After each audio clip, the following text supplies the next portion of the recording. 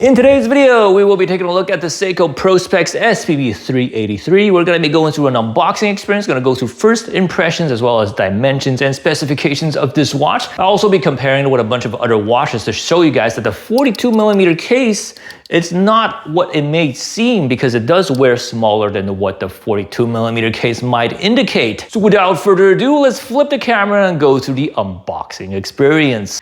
Onto the unboxing experience, we have this newer type of Seiko box. It's the first time that I'm unboxing a Seiko from this box.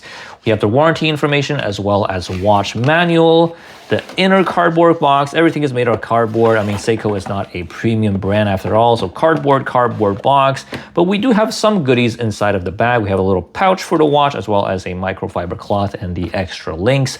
So overall, pretty good. A little bit of an improvement compared to the older unboxing experience, thanks to this microfiber cloth right here. I always like to show these unboxings so you guys can vicariously unbox the watch through me via the magic of the interwebs. So we're going to be taking a look at the Seiko SCB383, or aka the Seiko Prospex 1968 Heritage Divers GMT. That's quite a mouthful to say, but let's just call it the Seiko SCB383. So in terms of dimensions, we have a 42mm case, about 48.6mm in terms of the lug-to-lug distance, or 50mm if you include these protruding end links, about 13mm in terms of thickness, with a bracelet tapering down from 20 all the way down to 18 at the clasp. Don't let the 42mm fool you. This watch wears much smaller compared to this 40mm would suggest, mainly because the dial or the indices is actually kind of squished in because of all the chapter ring right here with the GMT as well as the big bezel. I'm going to be showing you guys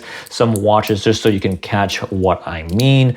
What I mean is that the dial size or the dial real estate indices is actually quite small for a 42mm case right here. This is a 42mm case with a much bigger dial. The Oris wears a lot bigger on the wrist compared to the Seiko because the dial is bigger. As you can see right here, both are 42mm cases, but this one definitely wears a lot smaller compared to this one. Let's compare these two watches. This is a 39mm Railmaster with a bigger dial compared to the Seiko Prospex right here. And as you can see, the Railmaster, even though it is 3mm smaller in terms of case size, the dial size makes up for it, and they will kind of wear similarly on the wrist, if not the Railmaster wears bigger. I'm going to show you guys how the Railmaster looks on my wrist. So here is the Railmaster with the SPB side by side, and you tell me which one looks bigger. Here it is compared to a Black Bay 58. This is 39mm versus the 42mm, and as you can see, because of the smaller dial size and also because the indices are squished in because of that GMT chapter ring, the Seiko kind of looks the same size as a 39mm diver right here. So I would say that Seiko, despite being 42mm, kind of wears more like a 40 or 39mm diver because of its smaller dial size, and also because the GMT chapter ring kind of squishes the dial or the indices more inward, making the watch look smaller despite its bigger dimensions of 42mm. And also, if you're worried about the effective 50mm lug-to-lug dimension, it actually wears very nicely on the wrist because the whole case wraps around like this, so there's no overhang despite my 6.5-inch-ish or 17cm wrist. There's no overhang and it fits the wrist very well, as you can see from this wrist shot right here. In terms of specifications, we have the 6R54 automatic movement. It is rated at plus 25 to minus 15 seconds per day, but on my particular unit, it is running at plus 5 seconds per day, which is really nice.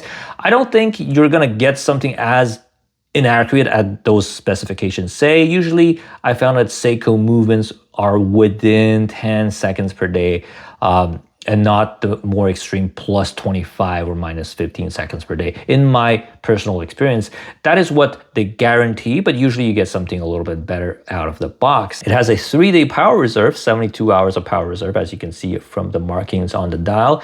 It has a GMT hand as well as a date functionality, hacking as well as hand winding. This is more of a collar type GMT with a quick set date. I'm going to show you guys how to operate this watch.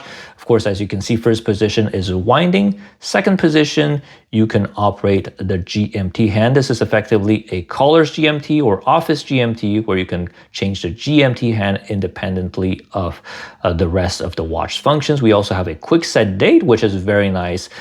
I think for most people, an office or caller type GMT is going to be more useful, because if you don't wear your watches all the time, having a true GMT, it's kind of a pain in the butt to set the date, because you kind of have to like use the quick set hours in order to set the date, which is a lot more time consuming than a quick set date as you have on a caller GMT. And for someone like me that just only travels maybe once or maximum twice a year, maybe to another time zone, that don't need to track another time zone from a day-to-day basis, this is the perfect one for me. This watch also has Seiko's proprietary dial shield coating, which is this nice kind of yellowish tint coating on the bracelet as well as the case of the watch to prevent small scratches.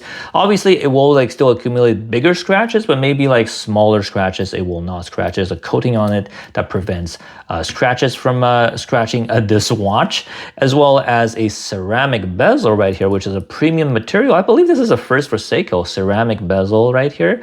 And also has Seiko's proprietary Lumi Bright as well on the dial. Super nice lume. I'm going to be showing you guys some lume shots. So very cool watch and great first impressions up to now. I'm going to be making a more detailed long-term ownership of this watch after I spend more time with it, but I just wanted to share with you guys my first impressions and unboxing experience of the Seiko SCB383. Highly recommend if you are looking for a diver GMT. Like let's say if you travel once in a while per year and you might need a GMT functionality once in a while, let's say when you travel like once or twice a year, this could be a fun watch for you, because a true GMT watch, let's say if you were to buy a true GMT watch and you don't travel like as often, it's kind of a pain in the butt to set the date, as well as it's kind of like a wasted bezel right here, because if you get a true GMT with a GMT bezel instead of a timing bezel and you don't really travel or need to track another time zone, the bezel is kind of wasted. Whereas for this timing bezel or diving bezel,